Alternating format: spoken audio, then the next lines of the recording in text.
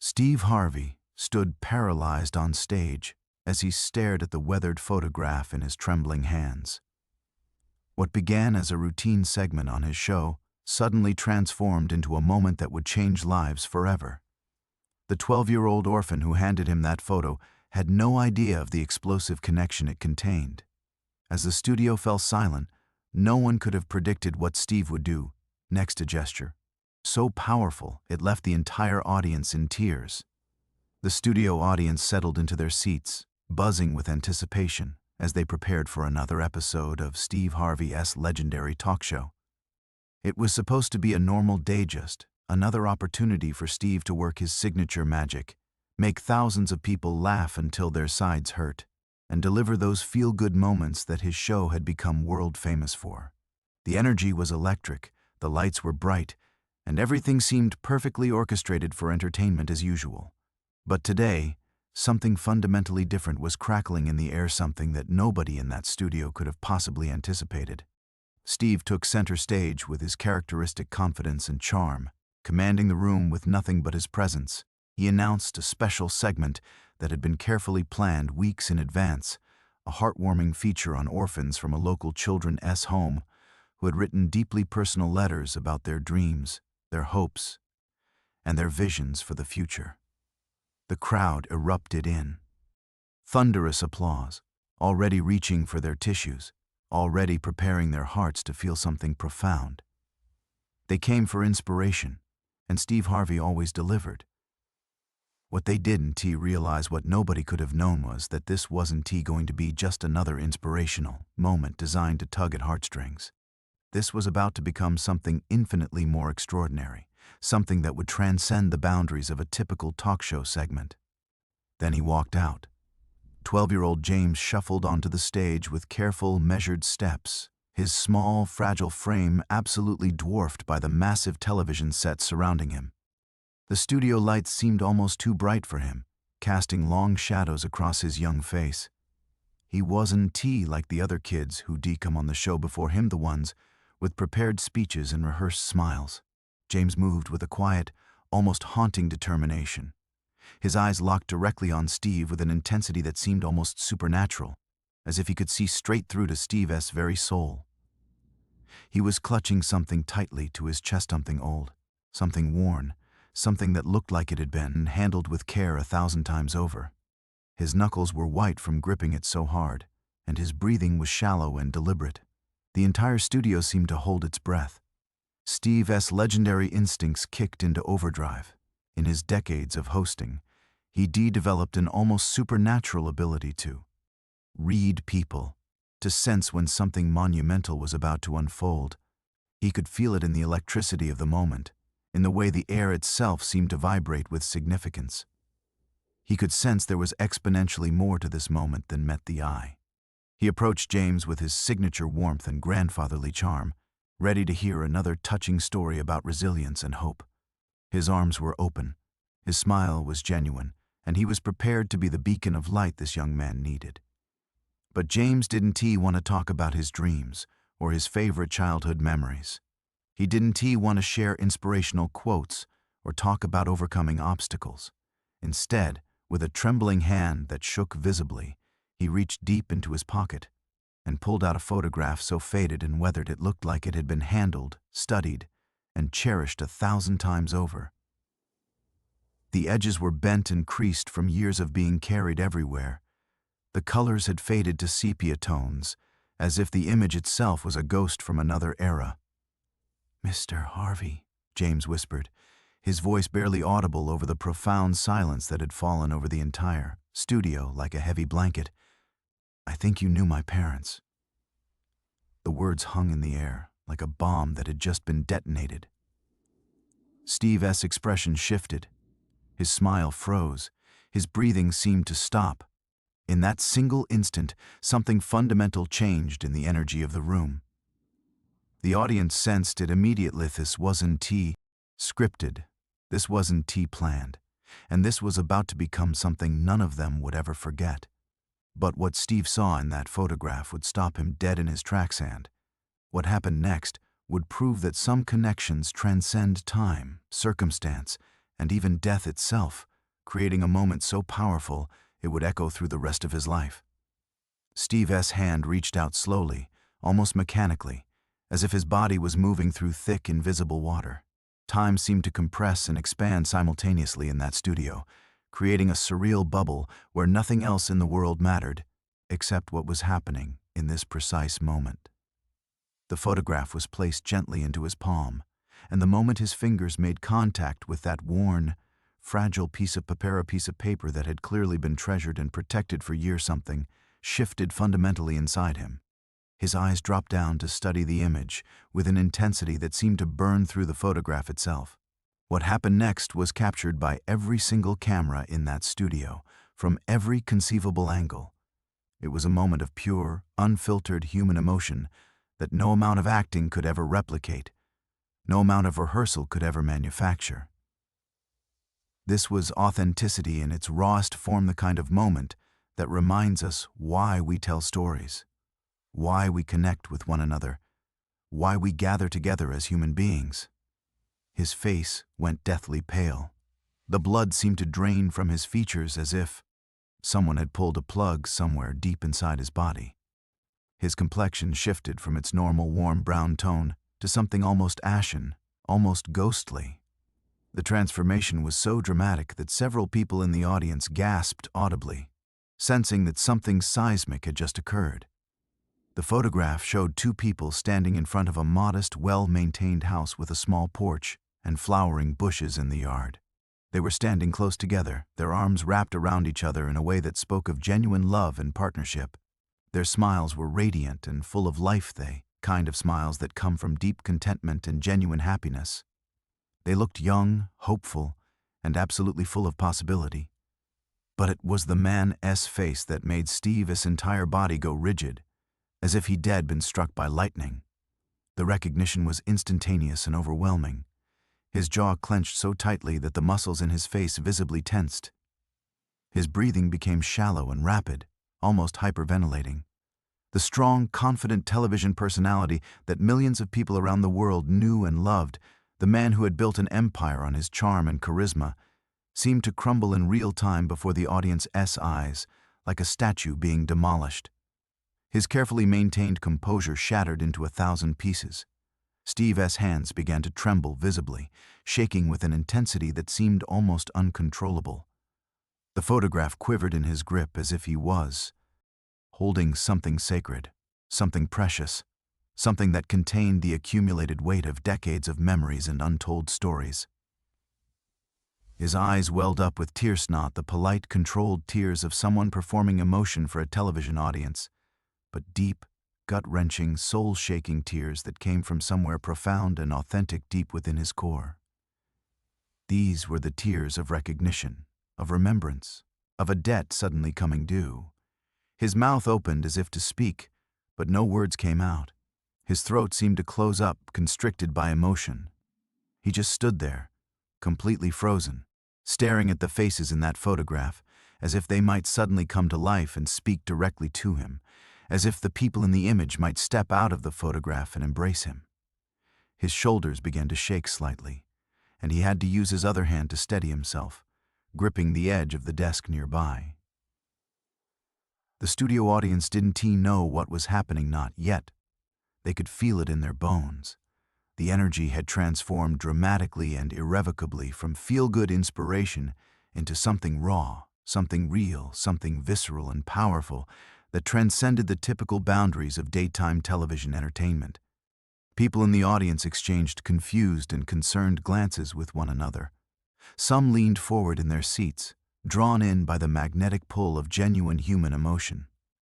Others grabbed tissues preemptively, sensing that something monumental and life-altering was unfolding before their eyes, even if they didn't yet understand what it was or why it mattered so deeply.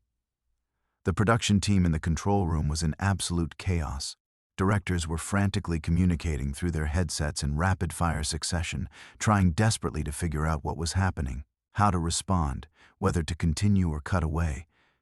This wasn't part of the meticulously planned script. This wasn't something that had been rehearsed or anticipated.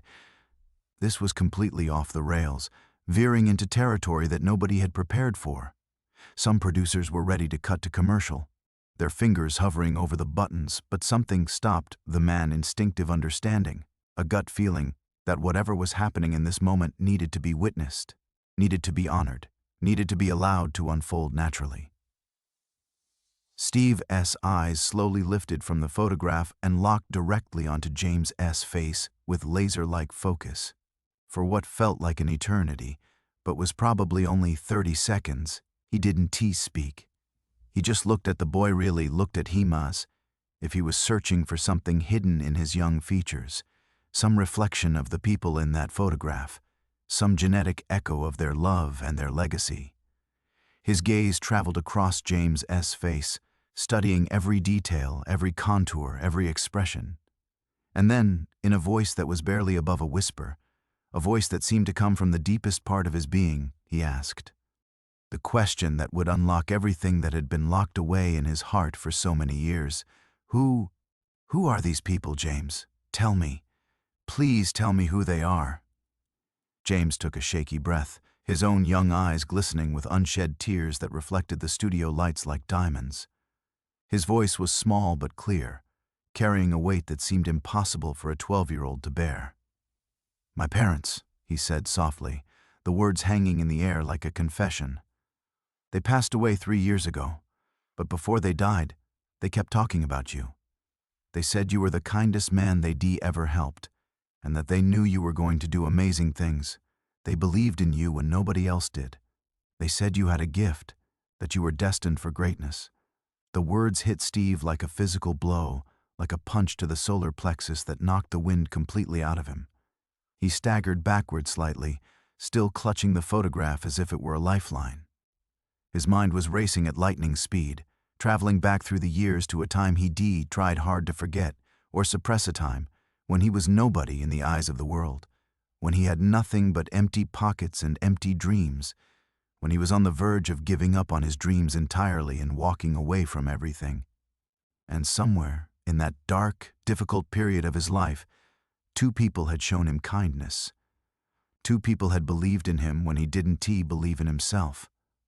2 people had offered him help when he had nowhere else to turn. And in his rise to success, in all the years of building his empire and becoming a household name, he had somehow lost track of them. He had never had the opportunity to thank them, to tell them how much their kindness had mattered, to show them how far their faith in him had carried him. Until now. The entire studio seemed to hold its collective breath, waiting for what would happen next, sensing that they were witnessing something that transcended typical television, something that was genuinely sacred and transformative. But what Steve did in that moment, what he said next, what he decided to do would set in motion a chain of events that would change not just James's life forever, but would ripple outward like waves in a pond to touch thousands of other lives in ways nobody could have possibly predicted or imagined. This wasn't just about recognizing 2 people from his past. This was about redemption, about destiny, about a debt that Steve never knew he had the opportunity to repay, and about the power of kindness to echo through generations and change the course of human lives. Steve slowly lowered himself into the chair beside James, his movements deliberate and careful, as if he was afraid that any sudden motion might shatter the delicate moment they were sharing. He set the photograph down gently on the armrest between them, but his hand remained on it, fingers tracing the worn edges as if reconnecting with an old friend. The studio remained in profound silence, the kind of silence that only occurs when an entire room of people is collectively holding their breath, waiting to witness something momentous. When Steve finally spoke, his voice was hoarse and thick with emotion, barely recognizable as the smooth, polished voice that millions of people heard every day. James, he began, pausing to clear his throat, to compose himself enough to continue. I need you to tell me everything. I need to know your parents' names. I need to know their story. I need to understand how they became your parents, and I need to know what happened to them. James nodded slowly, gathering his courage. He sat down in the chair across from Steve, and when he began to speak, His words painted a vivid picture of two extraordinary people whose names Steve hadn't heard in over 20 years, names that suddenly came flooding back with crystal clarity, names that he buried deep in his memory, hoping never to confront them again because the guilt of his silence had been too much to bear. "My mom's name was Sarah," James began, his young voice steady despite the emotion threading through it. "And my dad was Michael. They met in college, and they were best friends for years before they fell in love. They used to tell me stories about how they would volunteer at homeless shelters, how they believed that every person deserved a chance to become who they were meant to be." Steve's entire body went rigid at the mention of the names. Sarah and Michael. Yes, of course. How could he have forgotten those names? How could he have let so many years pass without reaching out to them, without thanking them, without letting them know that their kindness had literally saved his life? "They told me about you," James continued, his eyes fixed on Steve's face, watching for recognition, for some sign that his parents' names meant something to this famous man. "They said that when you came to the shelter, you were different from most of the people who passed through. You were hungry not just for food, but for knowledge, for guidance, for hope. They said you had this fire in your eyes, this determination that couldn't be extinguished no matter how difficult things got." Steve stood up abruptly, unable to sit still any longer. He walked to the edge of the stage, his mind flooded with memories that he carefully compartmentalized years ago. He could see them now, as clearly as if they were standing right in front of him. Sarah with her kind eyes and her gentle smile, Michael with his infectious laugh and his unwavering belief in the goodness of humanity. They had been volunteers at a shelter where Steve had spent 3 months during the darkest period of his life, a time when he was homeless, when he'd been fired from multiple jobs, when he'd seriously considered ending it all. "They gave you money," James said softly, reading from notes he'd brought with him, notes that his parents had apparently left for him to share. "They gave you money for your first suit. They helped you prepare for your first real job interview. They let you shower at their house and gave you clean clothes. But more than that, they believed in you. They told you every single day that you were going to be somebody, that you had a gift for making people feel good, that your purpose was to bring light into dark places." The audience in the studio was now openly crying. Several people had their hands over their mouths, tears streaming down their faces. This was no longer entertainment, this was witnessing the raw, authentic intersection of two lives separated by decades, brought back together by the love and memory of two people who had asked for nothing in return for their kindness. Steve turned back to face James, and when he spoke, his voice cracked with the weight of emotion he'd been carrying. "Your parents," he said slowly, deliberately, "saved my life. And I never thanked them. I never told them what they meant to me. I got caught up in my own success, in building my career, and I lost touch with them. I told myself I would reach out someday, that I would find them and thank them properly, but the years kept passing, and I kept putting it off. And now—" He couldn't finish the sentence. The guilt was too overwhelming, the regret too profound. "They never blamed you," James said quickly, his voice filled with a wisdom that seemed far beyond his 12 years. "Before they died, they told me that they didn't help you, expecting anything in return. They said that kindness wasn't about keeping score or expecting gratitude. They said that they helped you because that's who they were, and they were just grateful that they'd been able to make a difference in someone else's life. They watched your career from the beginning. They were so proud of you. They used to tell everyone they met that they knew you, that they helped you when you needed help most." Steve sank back into his chair, completely overwhelmed. The realization that Sarah and Michael had never expected anything from him, that they'd been proud of his success, that they carried the memory of helping him with them throughout their entire lives, it was almost too much to process. He'd spent years carrying guilt about losing touch with them, and all that time they'd been celebrating his achievements, proud of the man he'd become. "What happened to them?" Steve asked, though part of him was afraid of the answer. "How did they— what happened?" James took a deep breath. "They were in a car accident 2 years ago, A drunk driver hit them on the highway.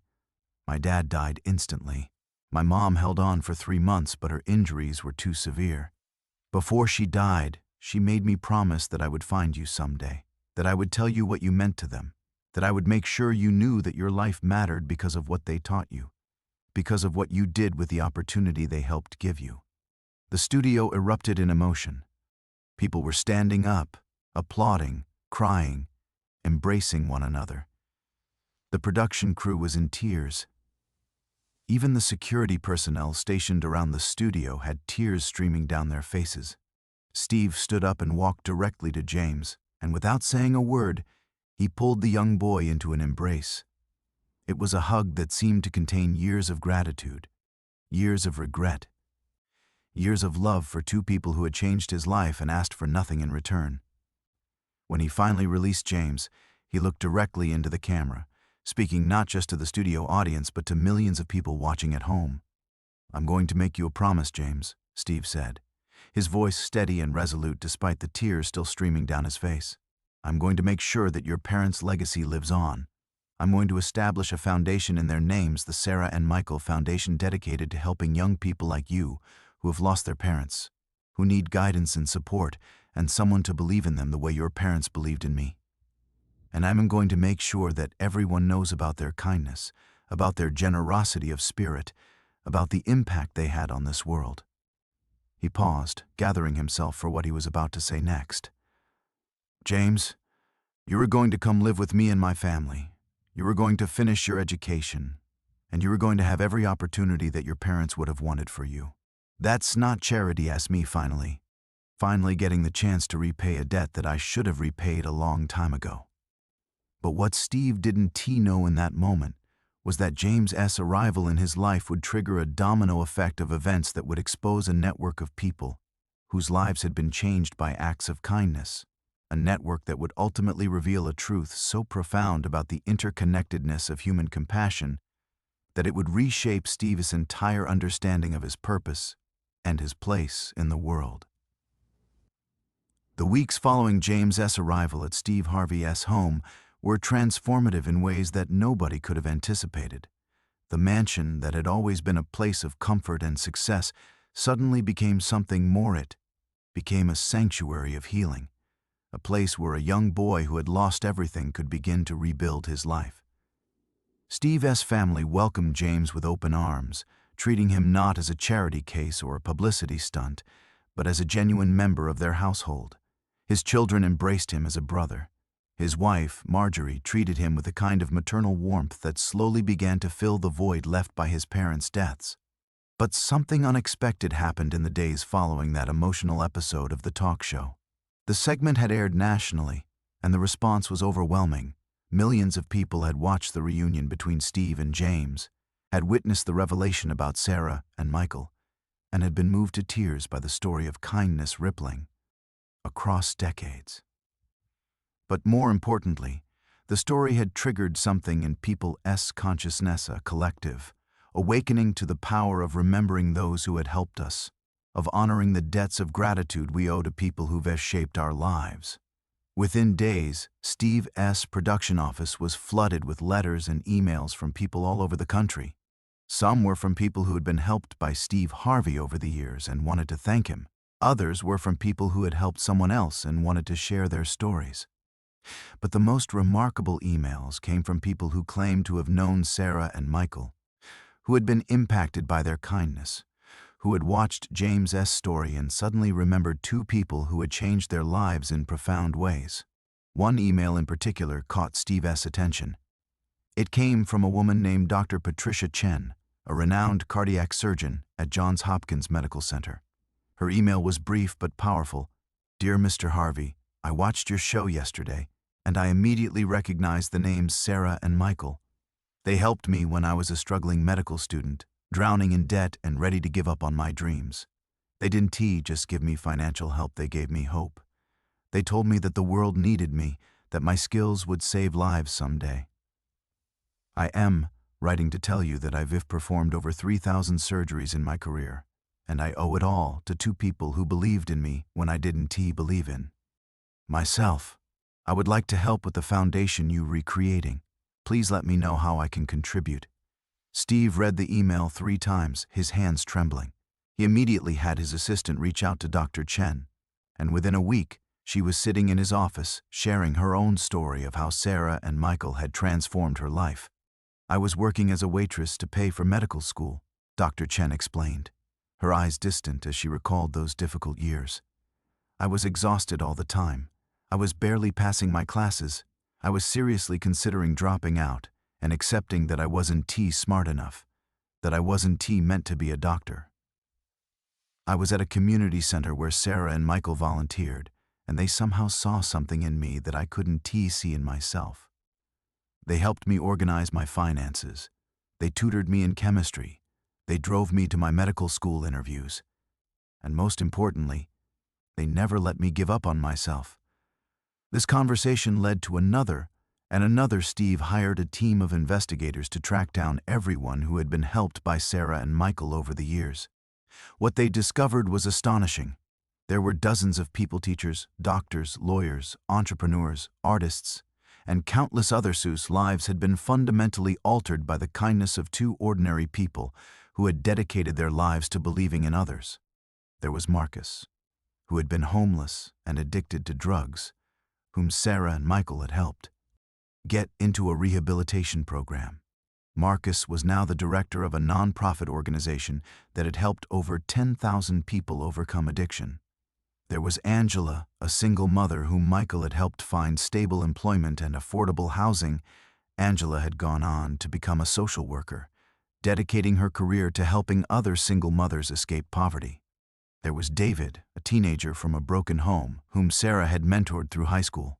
David was now a high school principal, and he had personally helped over 500 at-risk students graduate and pursue higher education.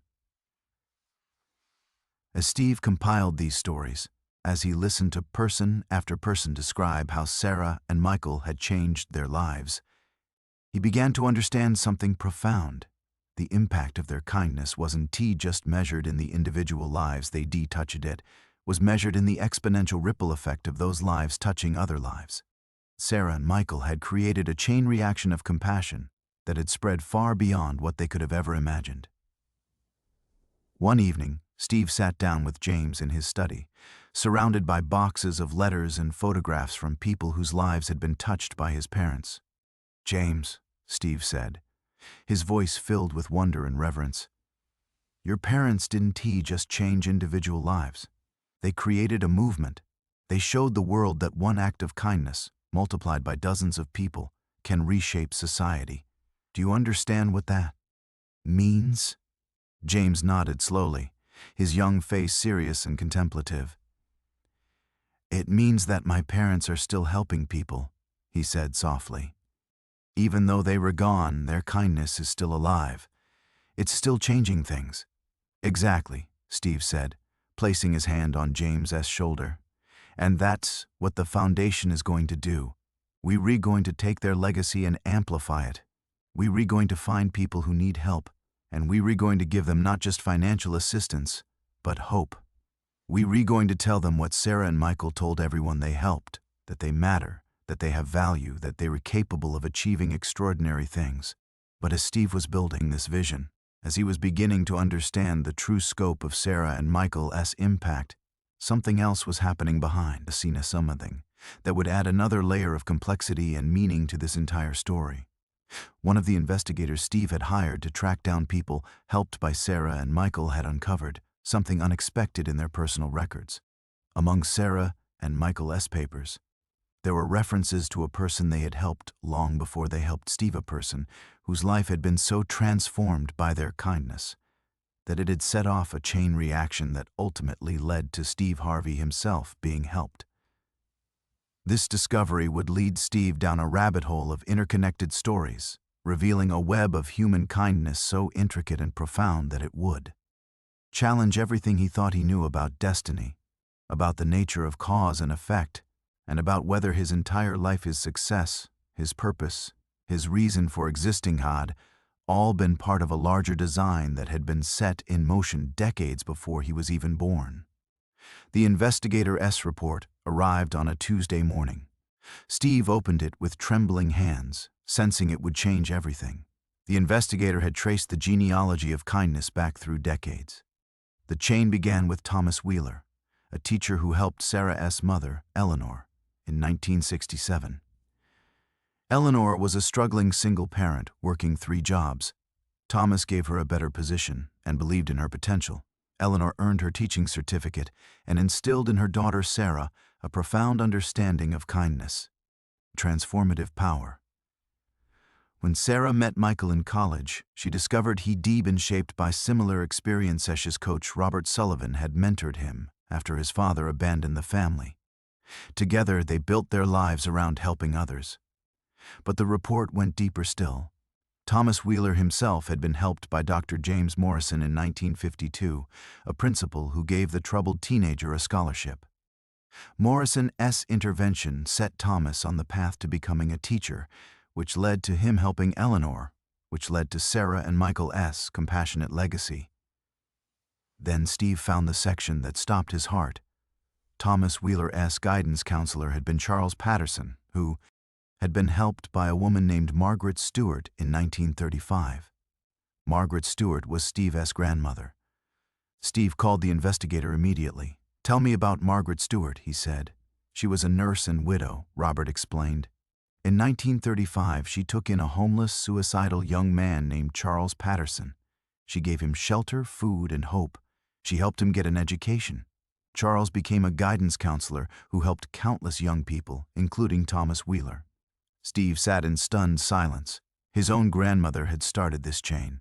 Her act of kindness to Charles Patterson had set off a series of events that eventually led to Sarah and Michael helping him.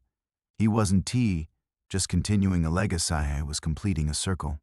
That evening, Steve gathered his family and James and told them everything. When he finished, Marjorie stood and took his hands. "Do you understand what this means?" she asked. "What you supposed to do with this knowledge?" "I'm going to expand the foundation," Steve said. "I'm going to create a movement that honors everyone who has ever helped someone else. I'm going to show the world that we are all connected, that we are all part of this great chain of human kindness."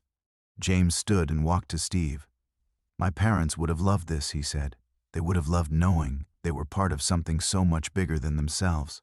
But Steve didn't know that this revelation would soon attract someone unexpected, someone whose own life had been shaped by this same web of compassion. Someone who would arrive with a story so interconnected that it would force Steve to question whether some meetings are truly coincidental or part of a design far greater than anyone could comprehend.